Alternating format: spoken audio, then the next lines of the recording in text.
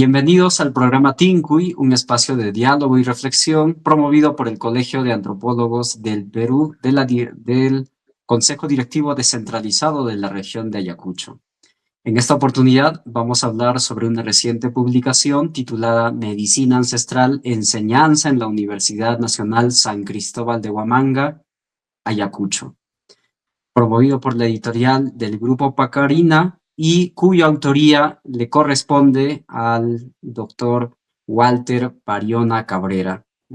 Voy a hacer una pequeña reseña. Él es natural de Ayacucho, de Huamanga, doctor en Ciencias Sociales, especialidad de Antropología por la Universidad Nacional Mayor de San Marcos y licenciado en Educación, especialidad de Historia y Geografía por la Universidad Nacional de San Cristóbal de Huamanga. Ha publicado diversos artículos en torno a la antropología de la salud, religión y género en revistas especializadas, tanto nacionales e internacionales. Actualmente es docente principal en la Escuela Profesional de Antropología Social de la Facultad de Ciencias Sociales de la Casa de Estudios de la UNCH. Ha dictado en las maestrías de Antropología Social y el doctorado de la Facultad de Ciencias de la Educación, también en la misma Casa de Estudios, y sus investigaciones le han permitido presentar múltiples ponencias en el país y en el extranjero, y dentro de sus publicaciones en libros más destacados está Lecturas antropológicas de la cultura de Ayacucho, el 2004, y Hampig, Salud y Enfermedad en Ayacucho, el 2017. Hoy vamos a hablar en torno a su última publicación, Medicina Ancestral, Enseñanza en la UNCH. Hola, profesor, ¿cómo está? Buenas tardes. Bien, gracias. Buenas tardes a ti y a todos tus oyentes. Y estoy a tu disposición, José. Muchas gracias, profesor. ¿Podría comentarnos un poco cuál es la naturaleza de este libro? ¿Qué motivaciones han participado dentro de la elaboración de esta última publicación? Sí, eh, como tú sabrás, cuando estudiaste antropología de la salud, que ya dictamos también desde el 2004 en la universidad, hay, está vigente este proceso de la medicina ancestral, más conocido como medicina tradicional, en Ayacucho. Y por ese motivo es que eh, la magíster enfermera Georgina Icochea Martel inició a desarrollar esta asignatura en la ex facultad de enfermería y tuvo bastante acogida, éxito, y motivo por el cual nosotros también en antropología nos animamos con ese ejemplo, copiamos y luego propusimos también el curso este que te dije para enseñar en antropología. De tal manera que, debido a que este sistema está vigente, revisando bibliografía desde ya hace más de 2 décadas que trabajamos este proceso, me doy cuenta que hay autores que no se animan o no quieren decir que la medicina tradicional tiene un antepasado científico, es decir, fue desarrollado de manera muy minuciosa, de manera muy objetiva y de manera racional. Entonces, no lo dicen. Por eso es que uno de los aspectos que yo señalo en este modesto libro es que la medicina ancestral tiene una base científica que en el antiguo mundo andino fue muy bien desarrollada. Por otro lado, reivindico el trabajo, ¿no?, que hizo, por ejemplo, la profesora Georgina Icochea con los alumnos de enfermería, ¿no? Tuvo una buena labor y eso es lo que también narro un poco. Y además fundamento por qué en antropología también lo enseñamos. Entonces, eso es en líneas generales lo que planteo en este libro. Claro, la universidad se apertura, luego de eso empieza a abrirse distintas especialidades, una de ellas antropología, ¿no? Hay múltiples problemas que va sucediendo. ¿Por qué esta apuesta de que los estudiantes, principalmente de antropología, tengan conocimientos básicos para poder comprender la medicina tradicional? Como tú sabes, nosotros trabajamos el campo de lo cultural, ¿no? Y lo cultural abarca todo. Entonces, por mi propia experiencia, eh, en estos años en que investigamos, indagamos sobre este proceso de la medicina ancestral, tuve oportunidad de hablar no solo con otros antropólogos en Lima, en Arequipa, en el norte, sino también con Ujú, profesionales de la salud como médicos, enfermeras, obstetrices, en fin.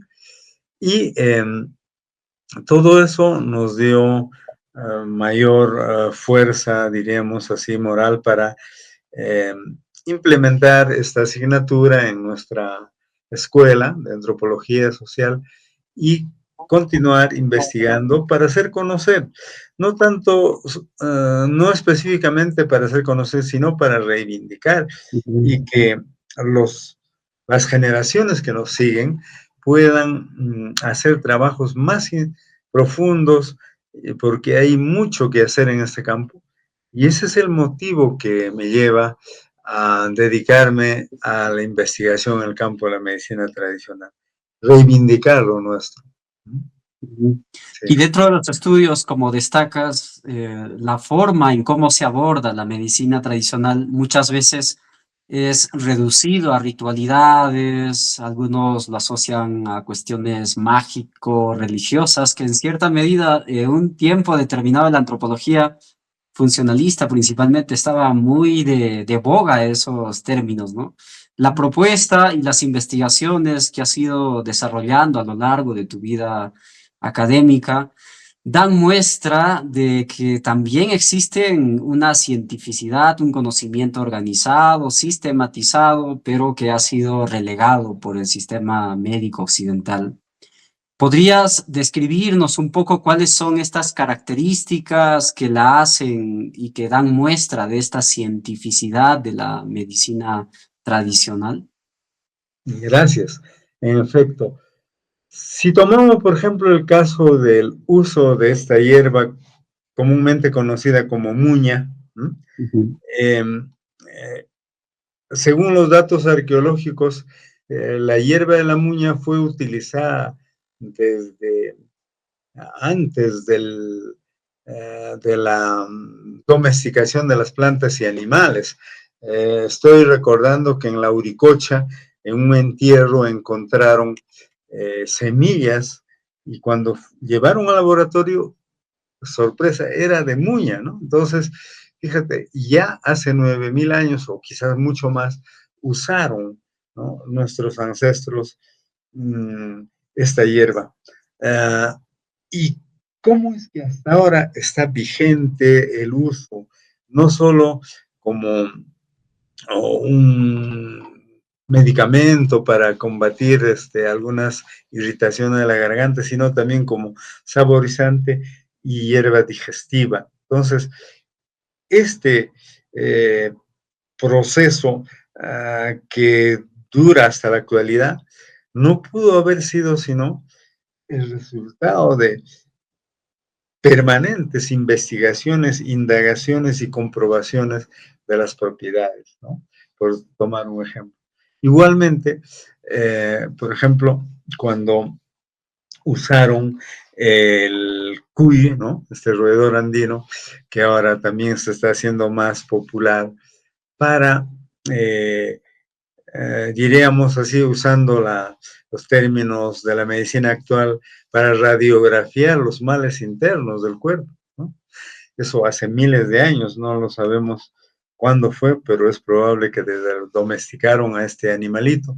Entonces, hoy, por ejemplo, la pasada con el cuy, y esto que te decía, que el cuy es como una radiografía porque va a extraer los males internos, ya está comprobado, y la misma organización Panamericana de Salud lo ha aceptado hace años, y eso te digo porque hay un doctor en química, Víctor Reina Pinedo, a quien tengo el gusto de conocer, ha publicado la soba del cuy en la medicina tradicional.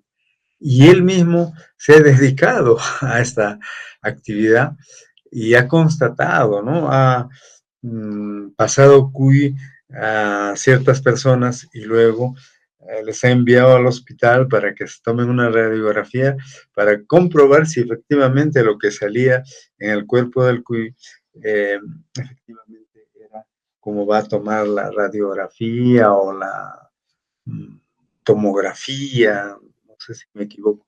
Entonces, comprobaron que efectivamente eso quedó demostrado. Es así como ese libro ya se ha publicado a varios idiomas y ya la medicina oficial también, bueno, a nivel internacional reconoce, aunque en nuestro país los profesionales de la salud como que no están enterados. Y hubo un tiempo, principalmente desde el 2004 hasta el 2008-10, donde uno de los grandes aportes ha sido que pueda implementarse, ¿no? Por ejemplo, el parto vertical dentro de de los hospitales, de los puestos de salud, la salud intercultural, pero luego de eso vemos que hay determinadas políticas mismas que han ido en contra de las parteras, ¿no? Dentro también en tu tesis trabajas mucho ese aspecto. ¿Cuál es el panorama ahora de de la salud intercultural dentro de estos espacios? Bien, has tocado un aspecto muy interesante. Recordarás, colega, que cuando discutíamos este concepto o este enfoque de lo intercultural, hasta ahora muchos profesionales no lo entienden, ¿no? Entonces, eh, hacen análisis muchas veces sesgados, pero en realidad esa propuesta que hicieron algunas ONGs para trabajar en la salud con un enfoque intercultural, en realidad se ha estancado, ¿no? Porque yo, hasta donde sé, en Churcampa, en las alturas de Huanta, antes de Purús, ahorita se me olvida el nombre, y acá en Vinchos, en una provincia de Huamanga, se implementaron ya hace muchos años. Y ciertamente nosotros que siempre indagamos esto con la profesora Icochea, nos acercamos, hemos observado, pero ahí, como tú señalas, el sistema de salud oficial cometió no es un error, sino como no entienden este enfoque de lo intercultural, consideraron que bueno, pues había que atender a la población rural como hacían sus antecesores, estableciendo una serie de mm, materiales o objetos que usan ellos, ¿no? Cuando la partera atiende los nacimientos. Y, por ejemplo, así colgar una soga para que la parturiente se sujete ahí, poner una mantita por ahí, tener lista algunas hierbas para que tome. Pero el error, lo digo así, es que no permitieron y no permitían el ingreso de las parteras tradicionales, ¿no? Porque según ellos, no, ellas no estaban capacitadas para eso. Pero como tú pensarás, entonces, ¿quiénes atendieron los partos en el pasado, no? Entonces, fíjate, no sé si denominar ignorancia o poco entendimiento de este proceso de lo intercultural, prohibieron las parteras empíricas, ¿no? Y es así que la gente que va a atenderse ahí, ¿no? No se sentía pues, cómodo, ¿cierto? Porque de todas maneras la medicina oficial, que tiene un enfoque diferente a la medicina ancestral, forma a los profesionales obstetras o médicos de una manera diferente y el trato no es igual que con la partera tradicional.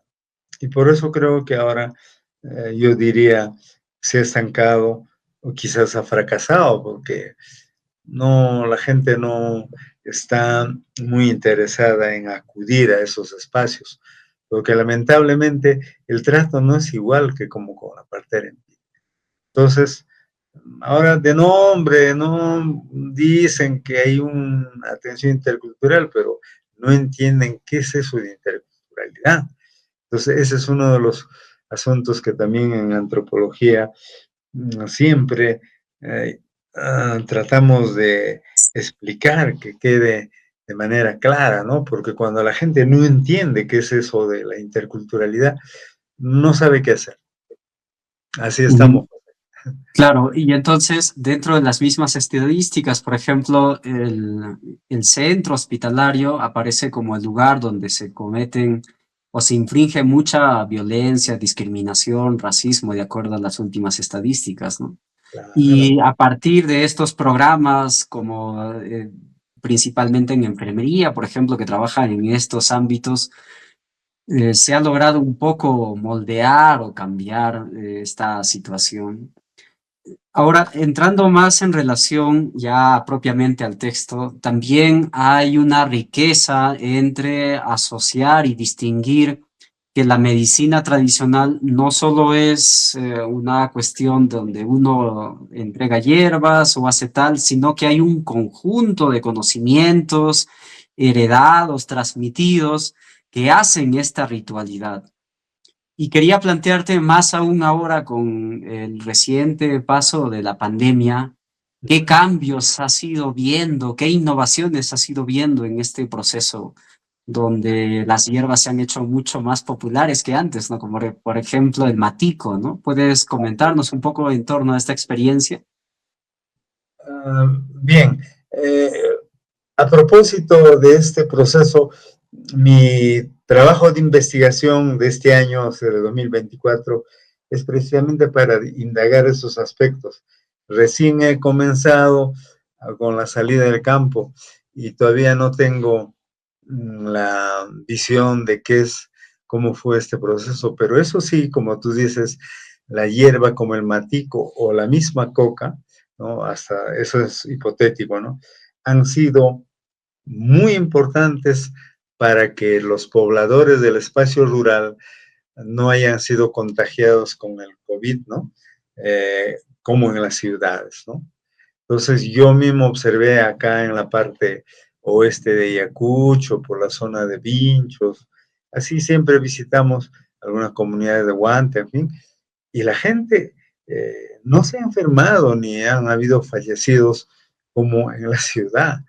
Entonces, fíjate, las propiedades, por ejemplo, del matico y de la hoja de coca, eh, al parecer, ¿no? Son muy efectivas para que ese virus, No se desarrolle rápidamente ni complique la salud de las personas. Y ojalá haya oportunidad de comentar esto cuando el próximo año, ¿no? Culmine la investigación y haya encontrado evidencias de qué es lo que pasó, ¿no? Aquí en esta zona. Pero también, aparte de eso, escuché que mucho usaron el orine podrido, ¿no? Eso que llamamos ojo espa en quechua, ¿no? Entonces, todo eso está por indagar y seguro que voy a este, encontrar algunos resultados interesantes.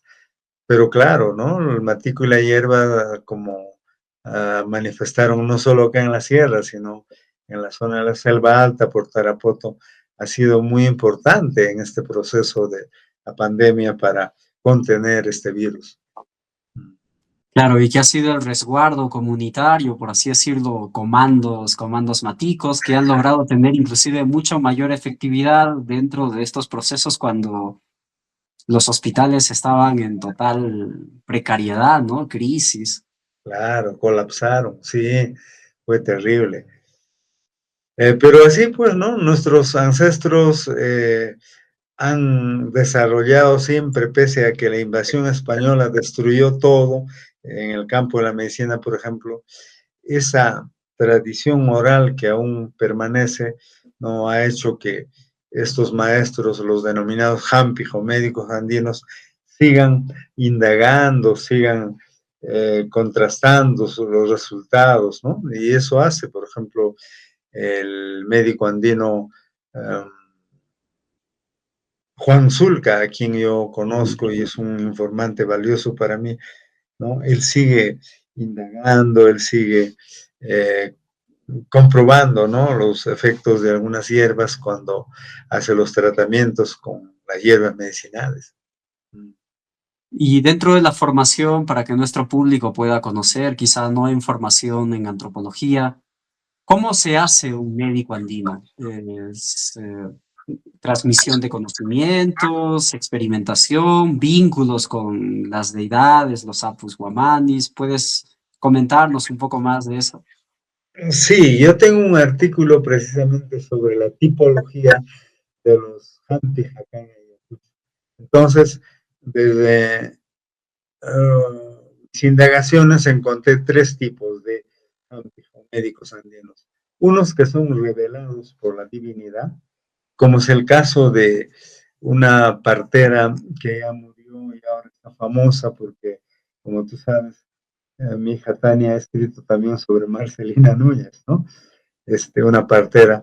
Ella, por ejemplo, refiere en su biografía que fue tocada por el dios Illapa, ¿no?, el dios rayo, ¿no? Y, y, tiene una cicatriz en la cabeza que la hemos fotografiado y todo. Entonces, ese caso, por ejemplo, que aparentemente pareciera una versión fantástica o trucada, no, no es así. Si revisamos las crónicas en el pasado, una de las divinidades importantes como Illapa dotaba de conocimientos a ciertas personas para que ayuden restableciendo la salud. Y es el caso no solo de ella, sino también de este mismo Juan Zulca, porque yo en su biografía encuentro eso. Él me dice también que se hizo Hampij gracias a que en sueños, ¿no?, se le apareció, él dice que es Dios, Jesucristo, dice, pero en el pasado no era pues Jesucristo, ¿no? Que le enseñó muchas cosas para trabajar al servicio de las personas, ¿no? Entonces, ese es un tipo de Hampij, los revelados por la divinidad, ¿no? O sea, a través del rayo o en sueños. Y el otro tipo es aquellos que eh, heredaron estos conocimientos de sus abuelos o padres, ¿no?, que siempre estaban trabajando, estableciendo la salud en su casa o en su comunidad. Y en un tercer tipo, encontré personas que por su curiosidad y por alguna razón en su vida se encuentran con un maestro Hampir y lo han ido acompañando, han hecho de sus ayudantes y finalmente terminaron aprendiendo varias cosas. Entonces, yo clasifiqué en tres tipos de Hampir, porque no todos son iguales, ¿no? Es así como los médicos de formación occidental, ¿no? Siempre decimos, o ese médico no es bueno, o ese es bueno, ¿no? Ese más o menos. Igual es en el campo de la medicina tradicional. Eso te podría decir al respecto. Claro, y también uno de de las problemáticas que evidenciabas dentro de tu trabajo también es que los procesos migratorios hacen, por ejemplo, que poco a poco ya no se esté dándose el proceso de transmisión intergeneracional como se daba antes, ¿no? Porque un médico andino, al igual como se le dota de capacidades, habilidades, ¿no? Tiene que ser también servicial al servicio de la comunidad. Y en contextos urbanos, más aún con la creciente, ¿cómo ves este panorama? ¿Cuáles vendrían a ser los riesgos de esta transmisión intergeneracional que normalmente en las comunidades suceden? Y en el caso de las ciudades, ¿cómo está pasando? O el caso de Marcelina, por ejemplo, ella ya falleció, luego, ¿cómo se va a ir transmitiendo? Bueno, son pocos ya los casos en los cuales los padres que saben o son médicos andinos heredan esos conocimientos, pero también generaciones recientes, o sea, jóvenes de 25 o más años, ya no tienen esa vocación, o porque tú sabes que la medicina occidental en la globalidad se ha tornado más apabullante y sobre todo mercantil, ¿no? Creo que eso hace que, fíjate, todo lo que es la medicina occidental está difundida, incluso hay una suerte de charlatanes que cada cierto tiempo aparecen para decir que van a hacer una campaña para tratar los ojos, para tratar tal mal, en fin. Entonces, creo que por un lado ese proceso social hace, y por otro lado que poco interés ya de las generaciones jóvenes en el espacio rural que ya no se motivan para seguir aprendiendo esto. Y es una pena que ahora, según los registros que hice, la gran mayoría de Hampis que he entrevistado son gente mayor, ¿no? Por encima de los 50 años, ¿no? Muy pocos, entre 40 y 50, pero por encima de 50, 60. Y si esto sigue así, se podría decir que de aquí a un tiempo habría escasez de los médicos andinos, ¿no? Entonces, habrá que proponer algo para que nuestra herencia valiosa de la medicina tradicional no desaparezca, ¿no? Hasta ahora, eso es lo que yo avisoro, ¿no? Que hay cierto riesgo de que en un tiempo, no se sabe cuándo, en un mediano tiempo, podría desaparecer muchos de estos campios, ¿no? Entonces, la gente no sé qué hará, ¿no? Esa es una situación incierta. Claro, y retomando un poco la experiencia universitaria, por ejemplo, uno de los dilemas fuertes dentro de la implementación del enfoque intercultural en las universidades, el proyecto Jatuñá, por ejemplo, que hacía énfasis, pero que luego brindaba determinados talleres y se terminaba ahí. Y creo que para mí, desde mi punto de vista, ha sido un gran acierto Uh -huh. entablar la cuestión teórica y con la práctica. Y en este caso me refiero a los huertos, ¿no? Esta capacidad de poder distinguir, de saber qué propiedades tiene tal cual, ¿no? Cómo cultivarlas. ¿Ha sido difícil y complicado hacer estos experimentos en la universidad? Bueno, relativamente, porque como ahora, por ejemplo, la asignatura de antropología de la salud tiene práctica, con el cambio del currículum ha pasado de ser un curso de la serie 200 a 400 y recién voy a retomar probablemente el próximo año. Entonces, vamos a volver a la práctica porque en la época del COVID, en realidad, secó todo nuestro huerto de plantas medicinales, la gente que transita por ahí han robado, es un desastre, o sea, ahorita no hay nada, ¿no? Igualmente en enfermería, con ese de la profesora Icochea, todo secó, ya no se ve nada, pero hay que trabajar, ¿no? Y mi propósito es seguir estimulando a la juventud para que no solo como comúnmente se revaloren, sino que sepan, ¿no? Y porque en la práctica, incluso nosotros distribuimos las hojas de culén o ruda para que ellos puedan ir y estar en sus hogares, ¿no? Entonces, hay necesidad de retomarla y ciertamente vamos a repensar de qué manera podemos estimular más a que esto sea difundido. Eso es lo que te puedo decir. Sin embargo, en tiempos anteriores, yo me recuerdo cuando era estudiante, ¿no? Uno pasaba por estos lugares y realmente se sentían los aromas, la Claro. diversidad, una multiplicidad, ¿no? Quizá por la pandemia fue un panorama distinto, ¿no? Pero Sí, en años anteriores ¿Cuál era la impresión? Ese es uno primero, el impacto que ha llegado, porque es una experiencia, ¿no?, que se ha ido año y año consecutivamente eh, teniendo toda una trayectoria.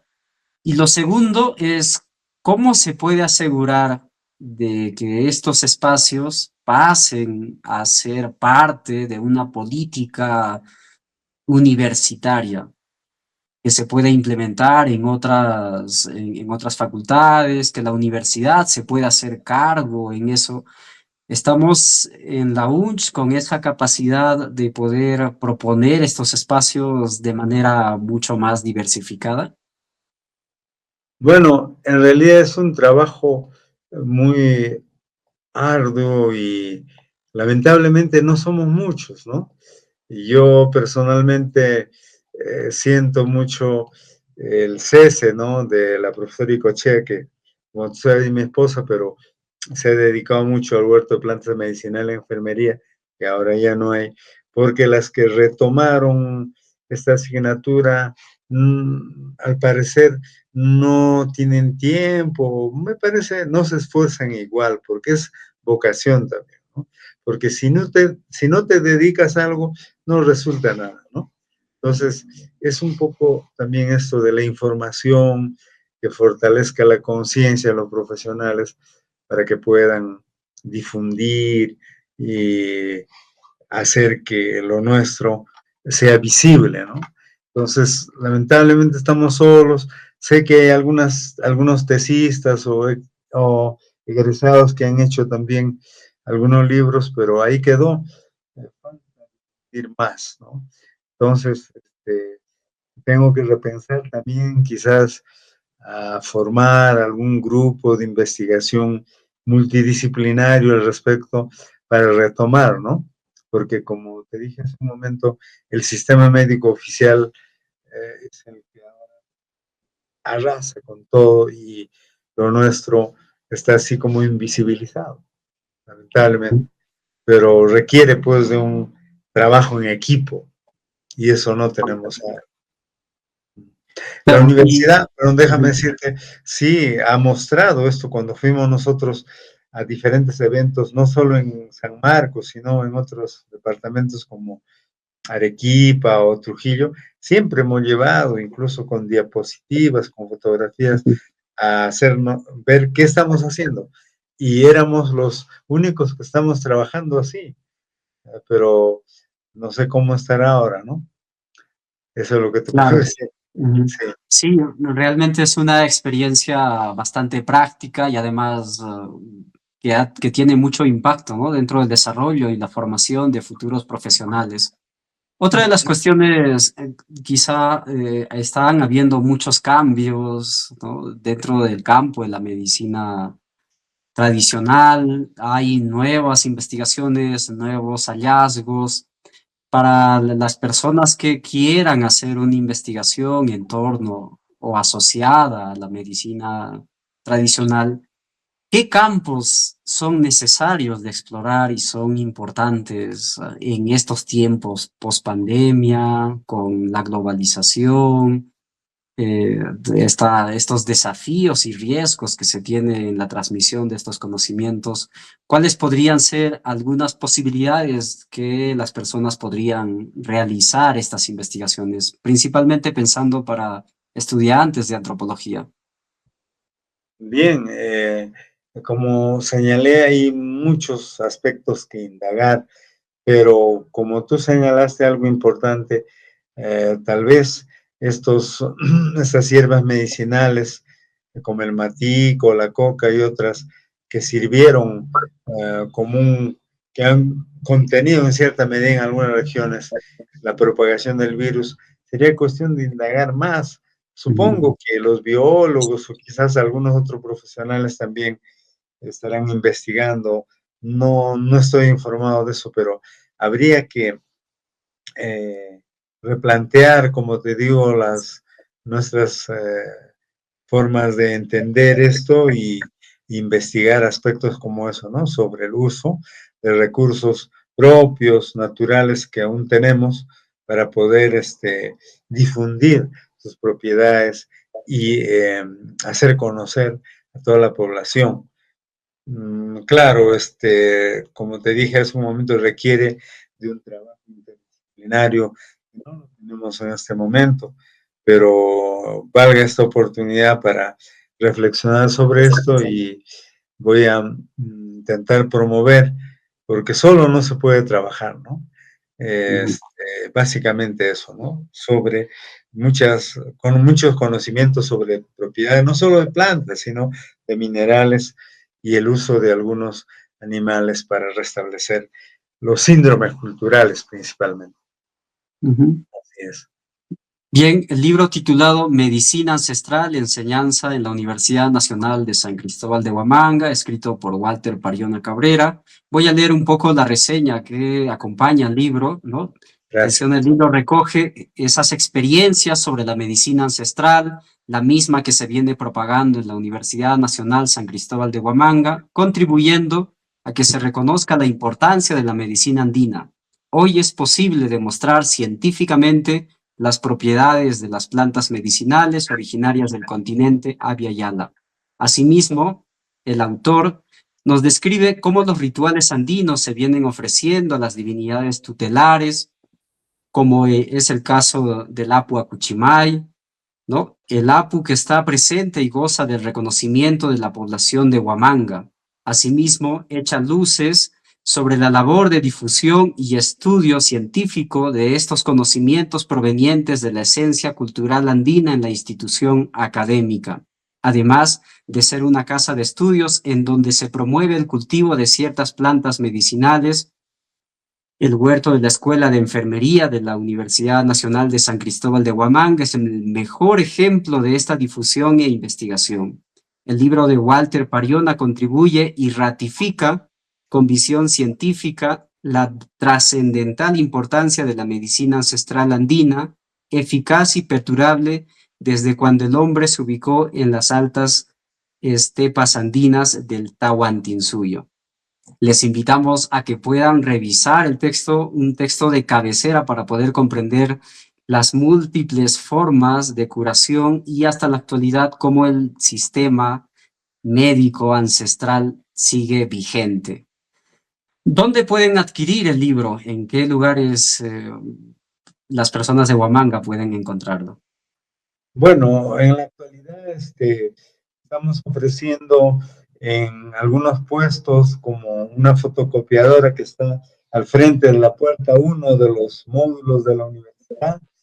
Y también de manera personal yo estoy difundiendo, visitando algunas escuelas, pero pronto voy a darme tiempo para llevar a una librería denominada San Marcos, que no sé a dónde se ha trasladado, tengo que buscarlo.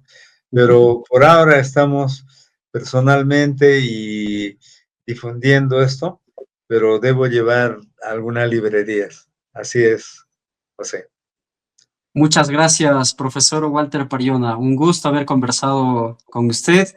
Le recordamos que este programa, TINCUI, ¿no?, nace por iniciativa del Consejo Directivo Descentralizado de la región de Ayacucho, del Colegio Profesional de Antropólogos del Perú, con la finalidad de visibilizar, comentar y dialogar en torno a la producción académica en la región y a nivel nacional. Muchas gracias. Kusa Chainaja Mauta, Tupananchikama. Allinmi wawqi hampas chayna llama waqaychakuy chay karu llaqtapi. Tupananchikama. Gracias a todo el público y colegas del colegio y público en general. Muchas gracias, José, por tu amabilidad. Hasta Muchas pronto. gracias. Hasta Hasta pronto. pronto.